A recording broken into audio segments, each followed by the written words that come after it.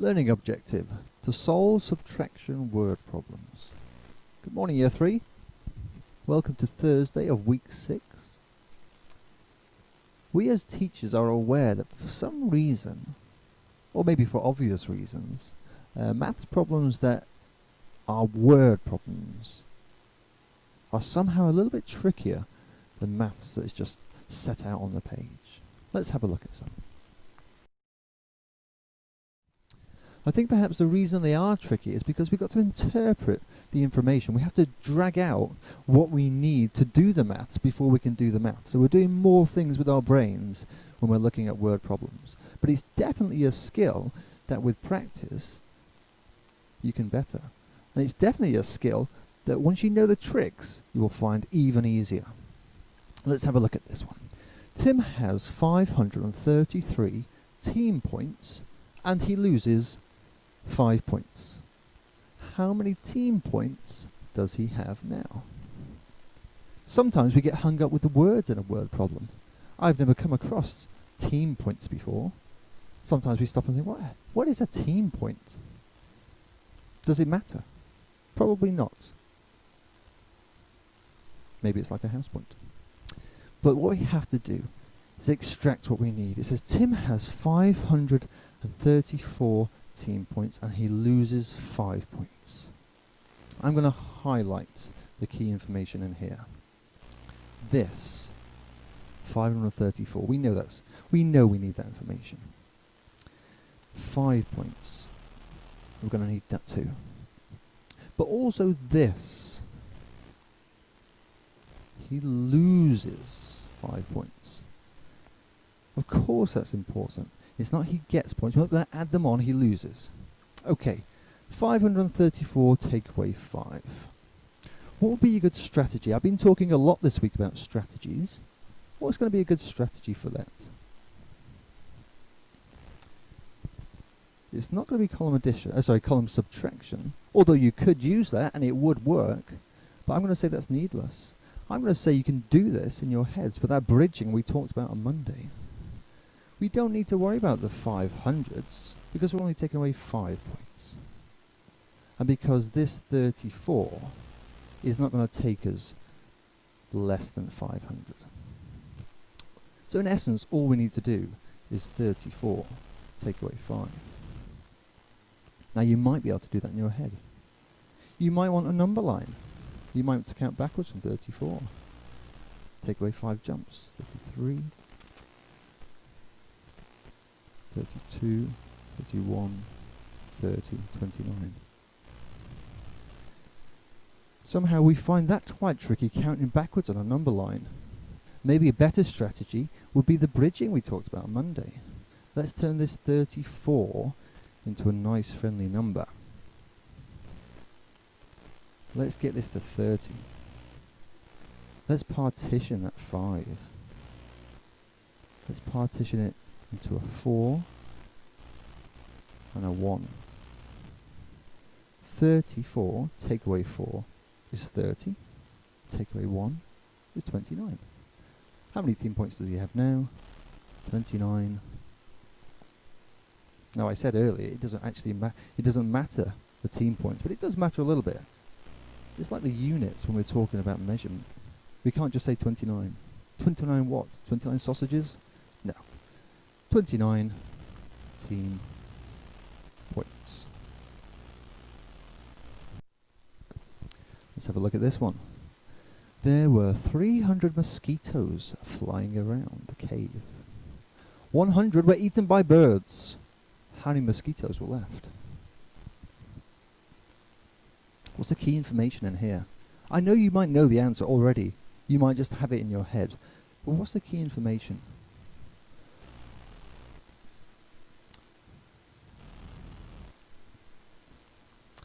This, eaten by birds, that is absolutely essential. If you just looked at the numbers 300 and 100, you wouldn't know if you had to add them or subtract them.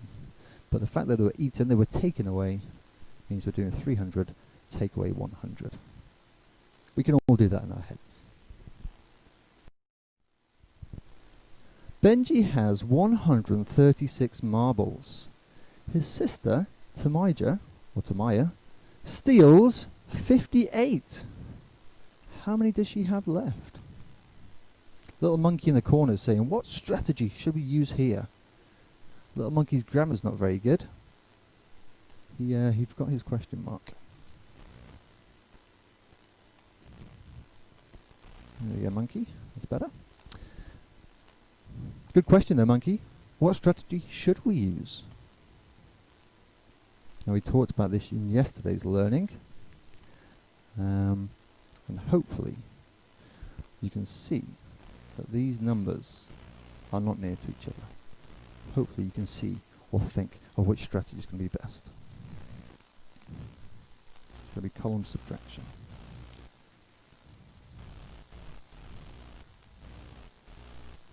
One of the things your teachers are most proud of is the fact that now in year 3 you've talked about and dealt with and played with so many different strategies, and now at the end of year 3 you're starting to be able to switch between them seamlessly. You're starting to be able to see which strategies are the best and implement them. This makes you marvellous mathematicians.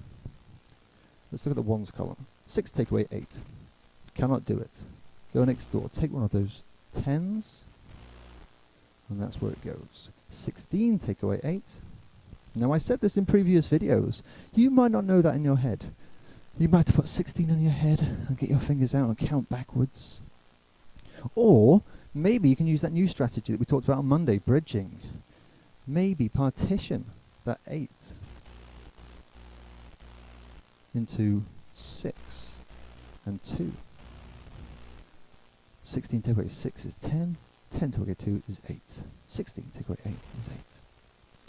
Let's look at this tens column. No, it's happened again. 2 take away 5, can't do it. Go next door, take that 100, it's the only 100, there's a 0 there now. Put it there. 12 take away 5 is 7. Some people get confused here when there's nothing going on here. Nothing, take away, well, nothing. Just nothing. 78. Benji has 78 marbles left. There are 200 cars in a car park. 24 are white, 38 are red, and 33 are blue. How many cars are not white, red, or blue? Once again, little monkey in the corner. Poor, very poor monkey. Don't forget your question mark. This one seems a little bit harder. Seems a little bit more information. There are more numbers in this. More words to interpret. Okay, when you're confronted with a tricky question like this, I want you to underline the key information in the text, in the question. There are 200 cars. 24 are white, 38 are red, and 33 are blue. And now what's it asking you? How many cars are not white, red, or blue? Sometimes you need to read the question 2 or 3 or 4 times. I think I need to read it one more time to get my head around it. There are 200 cars in a car park. 24 are white, okay. 38 are red, and 33 are blue. How many cars are not white, red, or blue? Okay. So to find out how many are not, I need to add up all the cars that are white, red, and blue, and then take that away from the total. So I'm going to add up 38, 33, and 24. And once I've found that answer out, I can take it away from 200. So I'll have to do some column addition to start with. That would be an appropriate strategy. You may or may not have seen column additions where you have 3 rows of numbers. You can do this. It works. I shall show you. Okay, the ones column. 8 plus 3 is 11. Plus the 4 is 15. 5 goes there. 1 goes there. Or that 10, I should say. 3 plus 3. 6. Plus 2 is 8. Plus 1 is 9. 95. And now that I know how many cars are white, red and blue. I can take that away from the total. Now, if you can do this next part, 200, take away 95 in your head, that's fine. That's absolutely fine. But we don't want you to make mistakes. So if you think I'm not 100% sure, then column subtraction would be a good strategy here. Can you see why this might be a tricky column subtraction? Have a look at the numbers.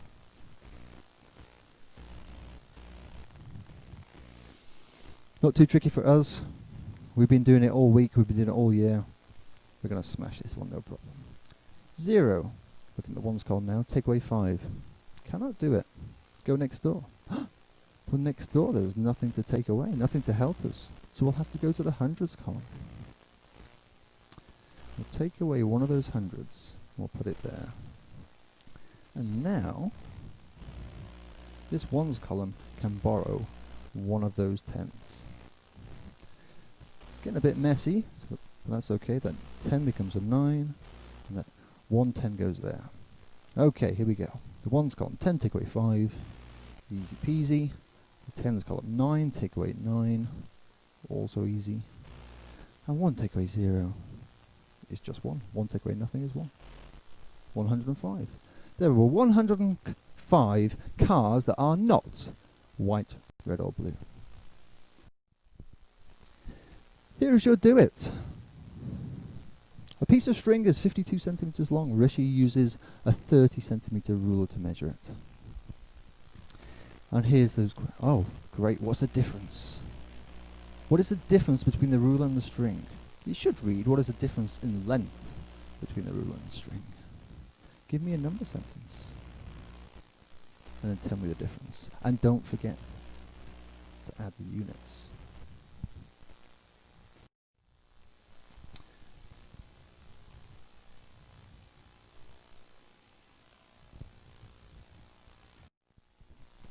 There are 3 solve its today, but this one, Solve It 2, I have created just to test your brains. I have included numbers in there that you do not need to figure out the answer. I've done it to make it purposely hard. Don't forget that strategy of going through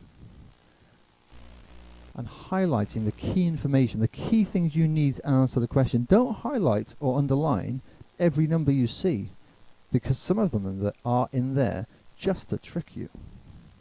You might have to read this question once. You might have to read it twice. You might have to read it 3, 4, 5, 6 or 7 times. It is a tricky one. Take your time with it. The more time you spend on it, the better it is for your brain. Every time you think, your brain is growing. Good luck. I shall see you tomorrow.